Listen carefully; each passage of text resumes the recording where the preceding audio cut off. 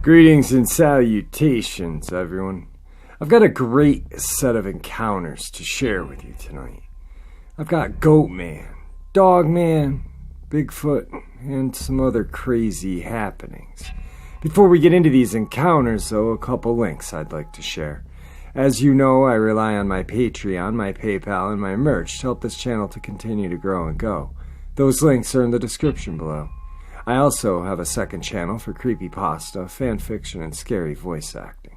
Stories that really don't fit on this channel. Now, if that's anything that you're into, follow that link and give those stories a listen. You may just like what you hear.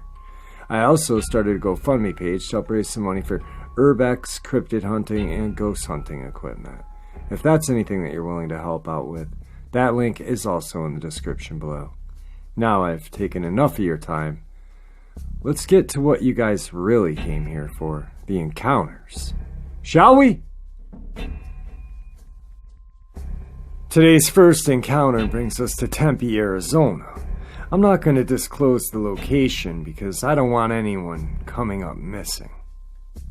There was my friend. She was about 16 years old, her boyfriend, and 5 other people at this location, just sitting around a fire about 2 in the morning. It was March. They all had their jackets on. They were there because they had heard their hippie friends talking about the legend of Goatman Mountain. None of them took this seriously, so it was a party destination for the night. She was sitting across the fire from her boyfriend when she froze in fear. Standing behind her boyfriend was a creature about 7 feet tall. Hairy goat legs up to the waist. From the waist up, he was human and very muscular with strong hands.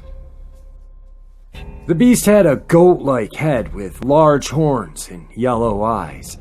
The creature grabbed him from behind. He was overpowered easily. There was a slight struggle. The boyfriend was screaming. The group panicked. They ran down the mountain a short distance, turned back when they heard the last scream. They could see no one there around the fire. They went back in daylight that morning to look for him. They found their belongings in his backpack. Nothing had been taken except for the missing boy. This young man had been living on the streets, no family and no one to contact. These guys knew that they would be accused of wrongdoing and left out the details on the missing person report. She is still haunted by this memory today. Today's second encounter. No, today's second account. This is a long one and spans over a good chunk of Texas throughout the years, but I don't really get an outlet for these things, so I'll include everything with every detail as I remember them. I would say the first weird or remotely scary things that started happening when my family soon moved here from Missouri was in Cedar Hill. For the first few years we lived there, everything was pretty uneventful. The area we lived in is a nice neighborhood, and every house was in close proximity. Your standard suburban neighborhood, I'd say. We started hearing really weird sounds around our house. Could have easily been the birds, but it sounded like the combination of an electric saw and crickets chirping. It was so loud that it sounded as if it was coming from the bushes outside of the window. But no one in the house ever ventured outside at night to see what it was. I'm surprised if the neighbors didn't hear it. That's how loud it was. Also, my sister would often sleep in my room because she was scared of the dark, and we'd sit up and look out the window towards the infamous radio towers of Cedar Hill, especially during thunderstorms. One night, we were doing our usual thing, and I had decided to lie down finally, and I noticed my sister wasn't replying to me or acknowledging what I was saying, so I looked up, and she had her head firmly pressed against the screen, looking down towards the first floor. I sat up and asked, "What are you looking at?" She didn't answer, so I scooted closer to the screen to look where she was looking and noticed a shadow of something dash off towards the alley. A lady behind us had floodlights all around her house as a security precaution. Her son played for the Oakland Raiders, and for some reason, people would harass or vandalize her home. So there was plenty of light in our driveway and even the side of the house, just from her lights. I didn't see what it was, but it moved fast, and the shadow that was cast on the neighbor's house was almost moving like as if it was floating rather than running, if that makes sense. The next day, I asked my sister what she had seen, and she described a weird creature she had never seen before. She said it had big eyes, fangs, and something came out of its mouth. Years later, I had stumbled across a book about chupacabras, and the image of that thing matched what my sister claimed she had seen. I asked her about it today as adults, and she doesn't remember. Fast forward a bit more, our house wasn't haunted, and I wouldn't even consider these next two events to be considered a haunting. They're just creepy. My mom had called me downstairs one night and called me into her room. I walked in, and her TV over and over said, "Sean did it, Sean did it." Her and my dad asked me if I did that, and obviously I hadn't. I had no way of knowing how to do that on a TV. Even to this day, with me being way more tech savvy, I'm unsure of how anyone could actually input just text on the screen. My sister, still sleeping in my room from fear of the dark, and I would sneak downstairs at night to get food and eat in our rooms because we weren't allowed to do that. She had gone upstairs before I did, and again, like that window incident, she was staring at something, this time in my room, very intently, with the look like, "What is that?" on her face. I asked what she was staring at, and she looked at me and said, "I don't know. This thing with big black eyes was standing on your bed, and then when it heard you, it sunk down and disappeared." Needless to say, we slept in her room that night. I don't know why, but I never told my parents that. I think the last really weird thing I can think was one day during the beginning of spring was still cool enough to have the windows open. I was getting dressed and walking downstairs. I had just almost pulled my shirt over my head as I looked right out of one of the open windows to see one of the weirdest set of legs I had ever seen. If I could describe them, they looked like a hairless kangaroo with dog feet, but larger and more stout and bulky. Hell, like a velociraptor. I'd say it looked just like that, but not scaly. It looked like skin. I was so shocked and taken back at what I had just seen, I ran and dashed down toward the window to try to see what the hell it was. I couldn't see anything. I jumped over the couch and ran straight to the back door. Our fence had blown down from a storm, so whatever it was could have easily just walked into our backyard, but there was nothing there. I was too scared to go outside, but it's broad daylight in our neighborhood. I couldn't believe what I had seen. Whatever it was looked like it only was on two legs, but I never saw the whole thing, so I can't say it was a bipedal creature. But I have never seen legs like that before or ever again. As far as Cedar Hill goes, that's about it. Oh wait, one more thing. My cat one night was at the back door, and when I opened it, it motioned for me to follow him. And I found guts from a goat from a nearby farm, scattered all over the place in a small patch of trees, just really close to the neighborhood. That's about it. As I remember, my friend's grandparents owned some land in Bloom, Texas. It was about an hour or so south of Cedar Hill. We would go there often for Thanksgivings and get-togethers. One particular Thanksgiving, my friend and I had decided to visit the neighbor. This was a huge plot of land, but the neighbor's house and property line were very close to theirs, so you could actually see his house from theirs, despite both properties taking up many acres. He told us to be careful because there was a panther around the area. When he said that, he said it kind of like he was unsure of what he was saying, but I didn't question it much. We hung around and talked with him, and his daughter arrived with her son, and he took us up to the hill where he and his brother would play hide and seek. We got to the top of the hill, and there's this big opening with trees and what looked like a bunch of dead fish hanging from a clothesline in a small trailer home on his grandfather's property. He said it was weird and he'd never seen it before. Right at that moment in the tree line, we heard a bipedal footstep closing in on us. We immediately ran down the trail, further from his grandfather's property. I had no idea where we were going, but I was the fastest, and they were following me. Despite us running in fear and potentially for our lives, my friend was screaming and crying the Blair Witch was going to catch us and kill us. He was in tears, crying. I, however, was laughing, telling him it wasn't real and it was a fake movie. He was screaming, "No, it's not, it's real and it's behind us." As I'm laughing, I look down this hill and I see my friend's grandparents' house, and I see our family and friends outside. So we slowed down, dropped in, said hello, and went back to the neighbors. We told him what we had seen, and he looked extremely puzzled because no one should have been up there on his grandfather's property.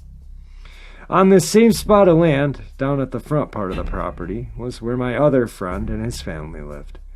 He was tired, so he left to go walk to his house, and he came back very shortly after, saying that he thinks he saw a panther. However, he said, "I thought it was a big black dog. It just stared at me, so I turned back and came back here." It was only a couple years ago I learned here in Texas many people had been seeing black panthers, but ended up being these things called dogmen. I'm not saying my friend didn't see a panther, but he specifically thought it was a big black dog. I asked him about it a few months ago, and he laughed through a text saying, "Oh yeah, I remember that." I immediately asked him, "Were you sure it was a panther and not a dog-like creature or something like that?" He never answered me. He read the message, but never replied back. The last incident on this property was me and my first friend I had mentioned, the one that was shitting bricks over the Blair Witch. We were outside at night chilling with our BB guns when something with some sort of incredibly fast ability darted from one brush set to another set of brush. Almost instantaneously, his aunt came outside of the house and hurried us inside. I remember she had an attitude like she was afraid for us. I don't know why she did it with such urgency, but her timing was very odd. My sister spent more time there than I did, and she said they always heard some crazy, weird stuff out there. Fast forwarding a few years later, my dad lost his job and ended up finding something temporarily in San Antonio, so of course we had to move. We moved right next door to this one weird family. They kept to themselves. I don't think I ever heard them talk. Their house was so creepy. It was the creepiest, darkest house on the block. And they had a kid. His name was Nelson. And I only know that because my sister met him once, but she said his dad made him go inside. The kid wasn't odd-looking, but he had the longest hair I had ever seen for a boy. It was down to his butt, and he was maybe my sister's age, 12 at the time. One time I went over to their house to see if he wanted to come and play, and his dad answered the door. Their house was very dark inside, and he only opened it just a little bit, said he couldn't come out. I hardly ever seen them leave, and I'd see him out in the backyard sometimes playing by himself, but he never talked to me. I also want to note that I always heard what sounded like footsteps on my roof. Not on the ceiling, but on the roof. Of course, I never went outside to see what it was. The rest of our time was pretty uneventful, no spooky stuff. But eventually we moved north, Texas, where I currently reside. The last bit of this involves, of all things, what I believe to have been a Bigfoot. In, of all places, Benbrook. Benbrook isn't a rural area. It has some woods, but it also isn't deep forest, like you'd think would be the ideal place for a Sasquatch. My friends and I would always try and go camping when it got cold, and Benbrook was free, and for a bunch of teenagers with no money, you can't beat free. The original spot we had ended up became pay to stay, so we spent all our money on hot dogs and booze to drink for our underage shenanigans, so we had to find a new spot. My friend was gathering up some wood sometime after the sun had went down, and he calls out to me frantic. He tells me to bring a flashlight and hurry, so I do, and I leave the rest of our friends and run to him, which was a short distance away. He had me shine the light up into some trees, way higher than 6 feet. I asked what his deal was, and he says, "Dude, I swear I saw something large go from tree to tree." The trees were small, way too small for something large to hide in. They were too small to hide a child, so perhaps whatever it was had hit the ground. Maybe it even saw me coming with the light and dashed off. I've always been a firm believer in the unexplained, and I am not above the existence of Bigfoot. Gathering information over the years, these things tend to be a lot faster and way more agile than one thinks. They're also not often far from civilization, apparently. Benbrook is not far from downtown Fort Worth. If you get into the right spot, you can see Fort Worth. Hardly deep forested. You'd not expect to run into a Bigfoot. Anyway, back to the story. This new spot was actually pretty cool, so the following year we went back, but this time a little further up from where we had initially stayed. We had seen a huge shooting star, and we were all cracking jokes about it being an alien ship. At this moment, we started hearing heavy footsteps in the tree line across the creek from us. Anyone who has ears could have heard them. Difference between bipedal steps and something with 4 legs. This was clearly 2 legs. It walked around us as much as it could, but never coming from the tree line to the range of the fire. It stopped and we never heard it leave. Whatever it was, a homeless person, some kids, could have been anything, but it was clearly on 2 feet. This pretty much sums up all my stories, and I'm sorry if it was long. I just needed to share this. Today's third and final encounter. I remember my dad would take us all kids out to this huge forest and let us run crazy. It was a large forest, and even though the sun was blazing hot, it failed to penetrate the darkness in the trees. It was much cooler and darker within those trees. I wandered off on my own and hadn't realized just how far I had gone. Stopping to get my bearings, I noticed something crouching behind a tree. It was hard to make out at first, and I saw its arms were wrapped around the trunk of the tree. Its head was tilted to watch me. It watched every move I made. I moved closer, and I saw it was covered with long fur. I still remember the fear I felt swelling inside of me. Eventually, I ran as fast as I could towards the light. Thump! I ran face first into a tree. As I turned back to look back at the thing and to see if it was following me. Dazed, I started running until I found my dad. My face was cut and blood was pouring down my cheek. It took a couple of weeks to heal. There wasn't another soul around, so what did I see? I remember the creature had pointed ears, brown and black fur, and its face had a snout. Back then, my dad used to let me watch The Strange But True, so I knew all the weird and wonderful things out there, and I immediately thought werewolf. Its arms were really big, and it had matted fur. It just watched me as I walked around. It never moved, even when I got pretty close to it. I think it was the fear of the whole event that made me run off looking like that. Hence, why I legged it head first into a tree. Wow, guys.